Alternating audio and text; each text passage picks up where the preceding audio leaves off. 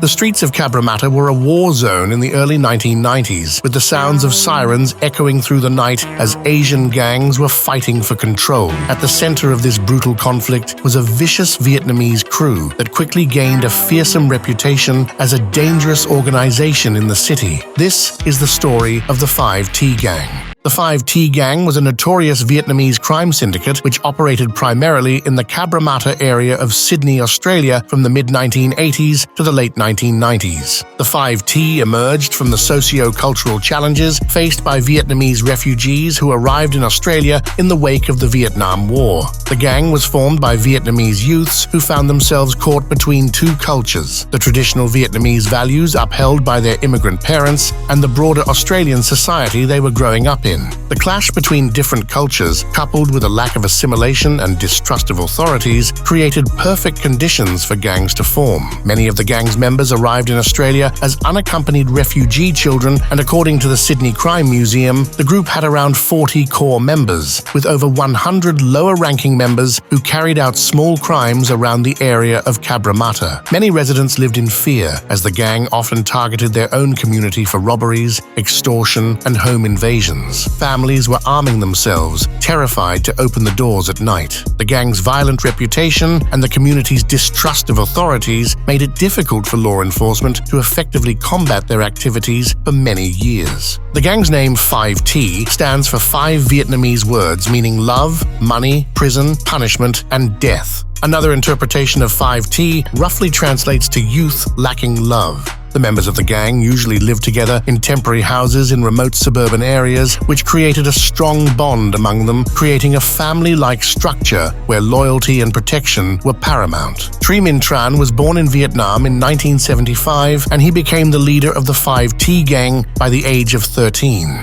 Despite growing up in a relatively well-off family, Tran was drawn into the life of a thug, and by age 11, he had already spent time in a children's institution for carrying a sawn-off shotgun and was suspected of taking the lives of 2 rival gang members. Tran's multiple convictions for various crimes were often not prosecuted due to his young age, and under his leadership, the 5T Gang quickly rose to dominate the heroin trade in the area. In a 1993 report, 5T was engaged in securing a large drug market in Cabramatta by supplying high-quality Southeast Asian heroin for the same price that lower-purity heroin was sold elsewhere. They organized their own importations, typically through fabric that was soaked in heroin or carried by couriers who were returning from Vietnam. They were able to reduce their reliance on the Chinese, who supplied the greater proportion of the market. They were able to cut out the middleman and sold directly to the streets. The Queensland police believed that millions of dollars of heroin had been sent from Ho Chi Minh City to Queensland during the earlier part of 1994. The gang's operations were centered in Cabramatta, which quickly became a hub for drug activity. As a result of the gang's heroin operation, customers from all over Sydney began flocking to the suburb. At its peak, up to 1,000 people a day would gather there to purchase drugs. The train line from central Sydney to Cabramatta Station became notorious, earning the nickname Smack Express due to its frequent use by drug dealers and buyers. Dealers would line the station overpass and sell to people coming off trains from the city. Trains arrived every 20 minutes, and it was a common sight to see most of the individuals looking for drugs. The station's surroundings were lined with cafes, and many served as fronts for the dealers, like one opposite the station with a Coke fridge and curtains, but no food. In addition to drug trafficking, the gang was also heavily involved in extortion, using violence and intimidation to maintain control over their territory. Local businesses were often forced to pay protection money, and anyone who dared to stand against the 5Ts risked violent repercussions. The 5T Gang's influence in the drug trade extended beyond Cabramatta, reaching as far as Canberra, and the expansion led to conflicts with other local gangs. The 5Ts quickly established a reputation for extreme violence, and they frequently attacked rival gangs using guns and machetes. This made it nearly impossible for law enforcement to gather evidence or testimony, as witnesses refused to cooperate with police investigations as they feared retaliation.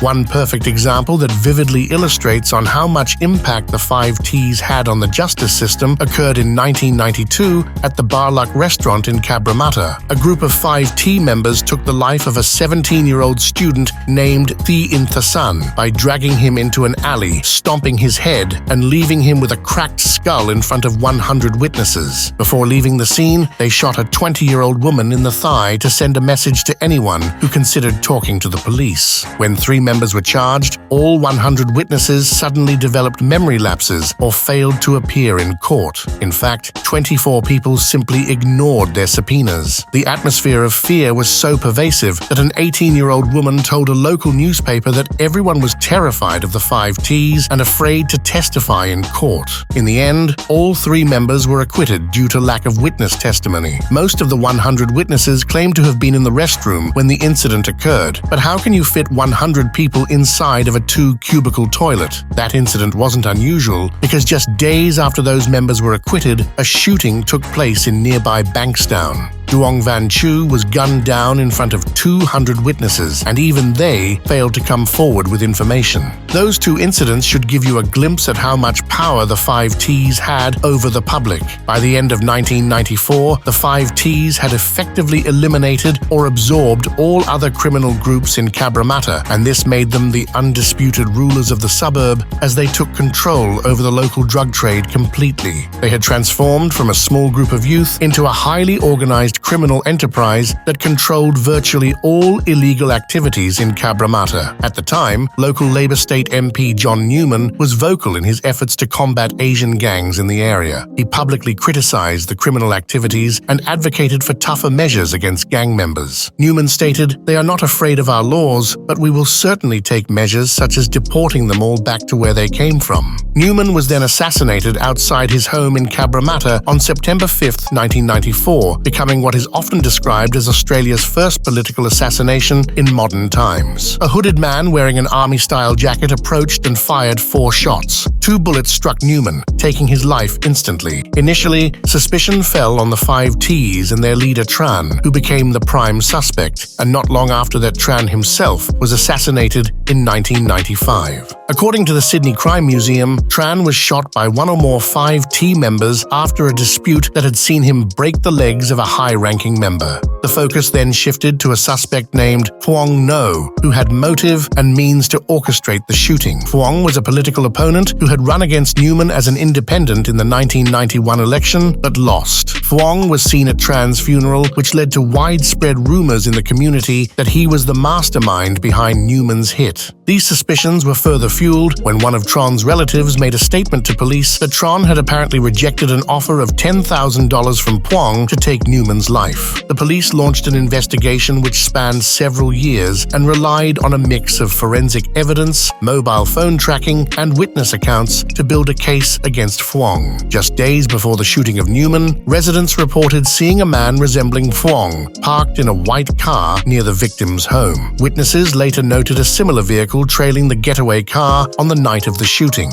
Initially, Phuong claimed he was at the Mekong Club during the incident and asserted that phone records would corroborate his alibi. However, police analysis of his phone records and tower data revealed that he had been in the vicinity of the crime scene. Further investigation led police to a river near Voyager Point, where they suspected Phuong might have disposed of the weapon used in the shooting. Divers were able to recover a heavily corroded Beretta from the river. Although the gun was too damaged to fire, forensic experts were able to use its firing pin to match it with bullet casings found on the night of Newman's shooting. This established a strong link between the weapon and the crime. To further solidify their case, authorities offered immunity to witnesses, leading to crucial testimonies. One protected witness identified the people involved, including the getaway driver. Additional testimonies indicated that there had been multiple previous attempts on Newman's life. Armed with these witness statements and physical evidence, police charged Phuong with taking Newman's life, alongside the alleged